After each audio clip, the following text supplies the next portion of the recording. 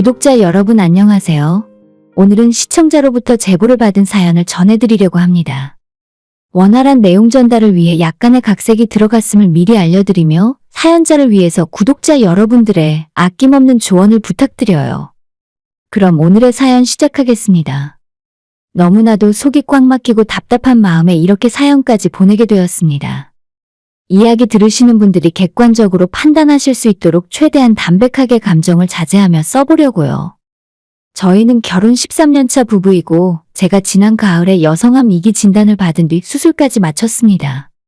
지금은 항암 치료 중이고 앞으로도 한참 더 항암 치료가 남아있는 상황이죠. 수술은 성공적으로 잘 끝났다곤 하지만 아직 항암 치료를 마치기 전이라 완치 판정조차 받지 못했습니다. 몸은 당연히 너무 힘들고 다니던 직장에 장기 병가를 내고 쉬는 중인데 몸이 힘든 것보다 더 견디기 힘든 건 남편과 시어머니 때문에 정신적으로 너무 스트레스를 받고 있다는 점이었어요. 저희는 직장 때문에 경기도에서 사는 중이고 시댁은 지방에서 살고 계십니다. 주변에서는 저를 보며 시댁과 거리가 멀리 떨어져 있어서 간섭은 별로 받지 않을 거라고 말씀들을 하셨지만 사실 속내를 들여다보면 전혀 아니에요. 시부모님께서 아들을 너무 아끼고 사랑하는 분들이시라 주기적으로 한 번씩 얼굴을 봐야 직성이 풀리십니다.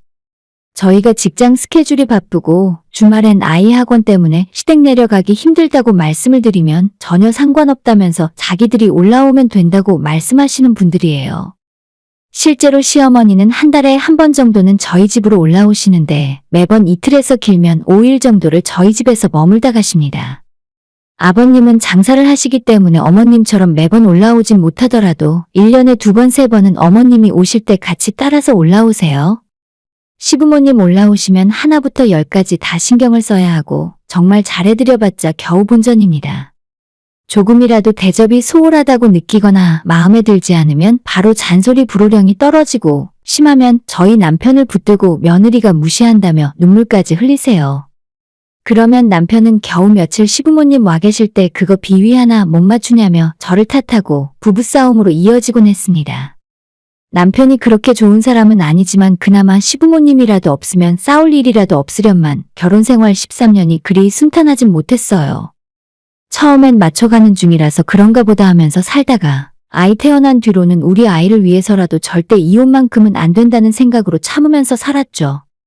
사실 암 발병 원인 중에 스트레스도 큰 이유를 차지한다는데 저희 친정에는 별다른 암 환자가 없었거든요. 유전적 요인은 아닌 것 같고 남편과 시부모 때문에 속 끓으며 살았더니 멀쩡한 제 몸에 병이 생긴 거 아닐까 하는 생각도 자꾸 하게 됩니다. 지금까지 미련하도록 잘 참으며 살다가 왜 갑자기 사연을 보낼 결심을 하게 되었냐고 하면 바로 지난주에 있었던 사건 때문이에요. 토요일이 시어머니 생신이셨고 저는 이틀 후 돌아오는 월요일에 항암 치료를 받으러 병원에 가야 하는 날이었습니다. 항암 치료를 받아보신 분들은 아시겠지만 받는 것 자체도 괴롭고 평소에도 손가락 하나 까딱하기 싫을 정도로 몸이 너무나 힘이 들어요. 이런 상황인데도 본인 생신이라면서 굳이 저희 집에 올라오시겠다 하더라고요. 남편 생각에는 제가 저번 항암 치료받고 시간이 꽤 지나기도 했거니와 어차피 시부모님이 금요일에 올라오셔서 일요일에 내려가신다고 했으니 월요일에 제 항암 치료랑 아무 상관없다고 생각했었나 봅니다. 어차피 음식도 전보밖에 식당에서 먹던가 배달시켜 먹으면 되니까 당신 힘들게 하지는 않을 거야. 나도 양심이 있지. 아픈 사람한테 우리 엄마 생신상 차리란 말은 안 해. 그렇게 말을 하길래 저는 또 바보같이 그 말을 곧이곧대로 믿었죠. 금요일 저녁에 아버님 어머님이 올라오셨고 미리 예약한 식당에서 저녁을 먹었습니다. 저는 기분도 좀 안 좋고 컨디션이 별로라서 밥만 먹고 아이와 함께 일찍 집에 들어왔고 남편은 시부모님 모시고 한 잔을 더 하러 가더라고요. 금요일에 워낙 몸 컨디션이 안 좋아 일찍 잠이 들었는데 어머님 생신이신 토요일 아침 6시에 남편이 저를 흔들어 깨우는 겁니다. 오늘 그래도 엄마 생신인데 아침에 미역국은 끓여야 할 것 같아. 당신은 그냥 아프니까 누워있고 내가 알아서 끓일게. 집에 미역 있지? 저는 미역국을 끓일 생각도 안 하고 있어서 미리 사둔 건 없고 제가 입맛이 너무 없을 때마다 혼자 먹는 레토르트 즉석 미역국이 있으니 일단 그거라도 끓여드리라 말했어요. 남편 표정이 별로 안 좋았지만 일단 알겠다 하고 주방으로 가더라고요. 그러거나 말거나 저는 다시 침대에 누워 잠이 들었는데 8시 반쯤 남편이 저를 다시 흔들어 깨우더니 저보고 해도 너무하는 것 같답니다. 어제도 표정 안 좋더니 혼자 일찍 들어가 버리고. 오늘은 우리 엄마 생신인데 어른들 일어나 있으면 너도 얼굴을 보여야 하는 거 아니야? 미역국 끓여서 밥상 차리지는 못할 망정 생신 축하한다는 말은 너가 직접 해야지. 약 기운에 취하기도 했고 며칠 전부터 컨디션이 너무 안 좋았기 때문에 남편이 하는 말이 이해도 잘 안 가고 정신이 하나도 없더라고요. 일단 알겠다고 대답을 하고 일어나서 거실로 나가야 하니 주섬주섬 가발을 챙겨서 쓰고 있는데 그런 제 모습을 거울로 보고 있으니 알 수 없는 울화가 치밀어 올랐습니다. 아니 근데 당신도 너무하는 거 아니야? 지금 내 상태 뻔히 알면서 이 와중에 시부모님을 우리 집에서 모셔야겠어? 제가 억울함을 호소했지만 남편은 단호하게 며느리로서 기본은 해야 한다더라고요. 아프고 힘든 건 알겠지만 그래도 시어머니 생신인데 아침밥상에 얼굴은 비추고 생신 축하드린다는 말 정도는 제가 직접 해야 한답니다. 와, 자기 진짜 너무한다. 당신한테는 당신 가족이 먼저야? 내가 단순 감기 몸살이었으면 치사해서 이런 말도 안 해. 아플 때만이라도 당신한테 내가 먼저일 수는 없는 거야? 라고 이야기를 했더니 그 말에 남편이 뭔가 화가 잔뜩 나버렸어요. 갑자기 거실로 뛰어나가서는 아침 식사를 하고 있는 시어머니 시아버지에게 오늘 일정 전부 취소할 거고 부모님은 지금 당장 짐 챙겨서 집으로 내려가시라며 악을 쓰고 소리를 지르더라고요.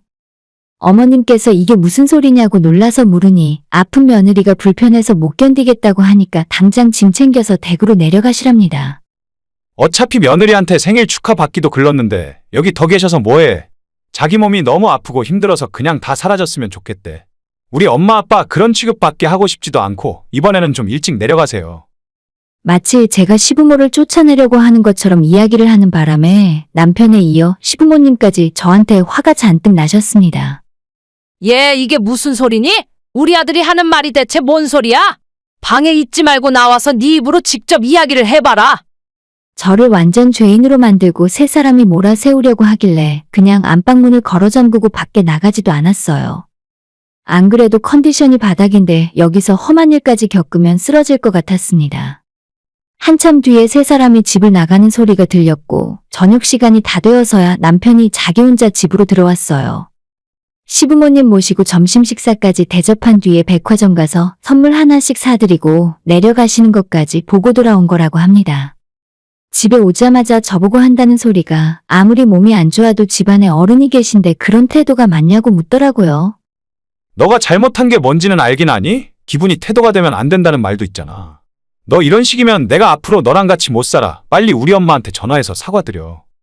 제가 여기서 고집을 부렸다가는 말싸움이 끝도 없이 길어질 것 같고 아이도 보고 있는데 문제를 크게 만들고 싶지 않아서 그냥 제가 시어머니에게 전화를 드렸어요.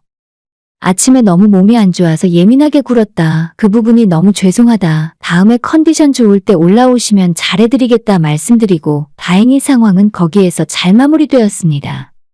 남편과 더 이상 싸우지도 않았고 시부모에게 잔소리 조금 듣고 끝났지만 저는 그날 저녁부터 너무 정신적으로 힘들었습니다.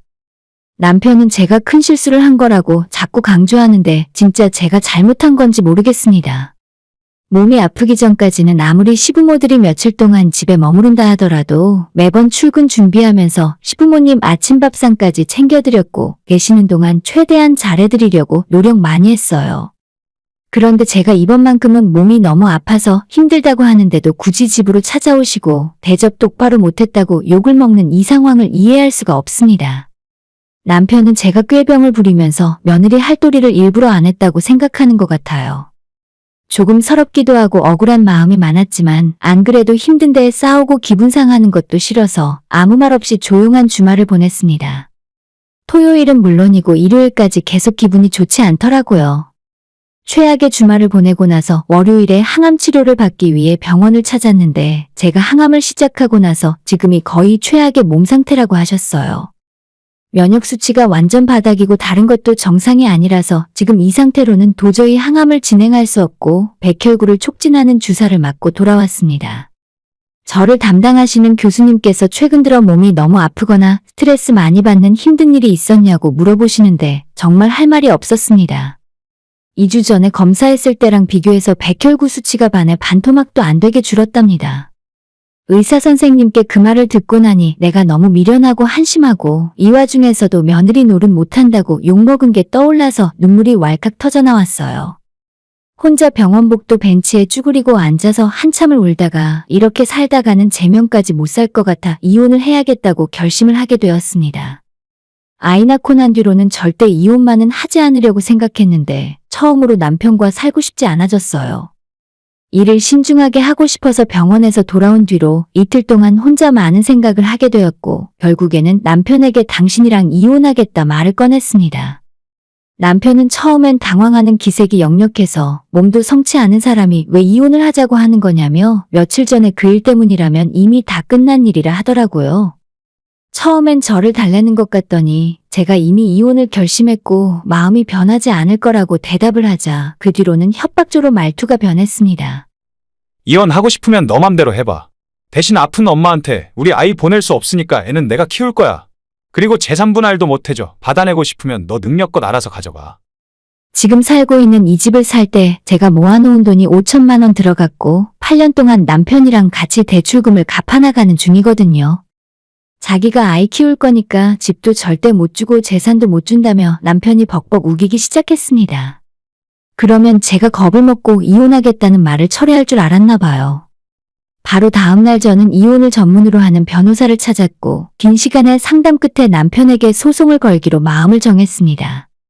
남편 말대로 아이는 남편이 키우게 할 생각이에요.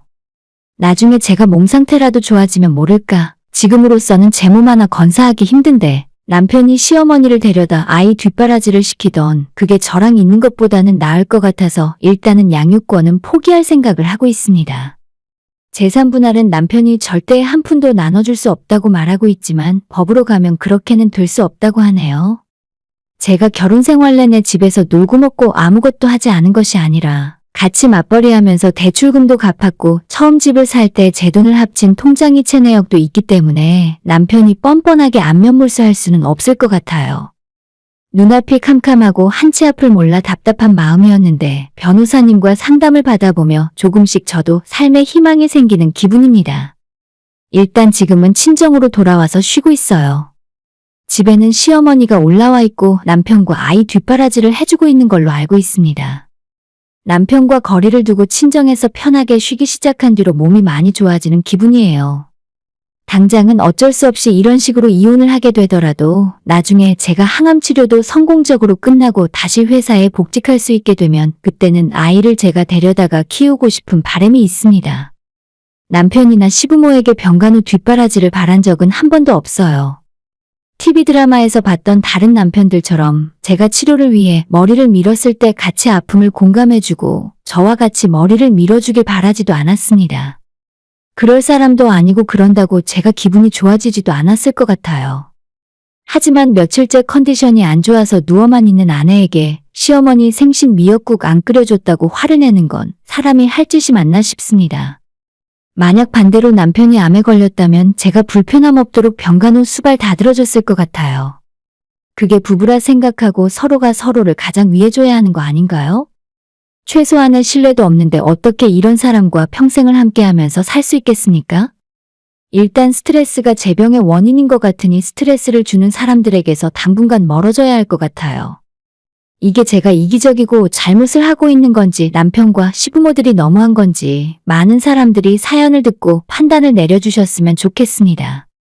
어차피 이혼을 결심한 마당에 잘잘못 따지는 것도 의미 없지만 최소한 제가 그렇게까지 경우 없고 나쁜 사람이 아니라는 답을 듣고 싶어요. 제 이야기 들어주셔서 감사드리고 앞으로 치료 열심히 하면서 남편과의 결혼 생활도 깔끔히 끊어낼 수 있으면 좋겠네요. 오늘의 사연은 여기까지입니다. 구독과 좋아요, 알람 설정 부탁드려요. 다들 행복하시고 좋은 하루 되세요.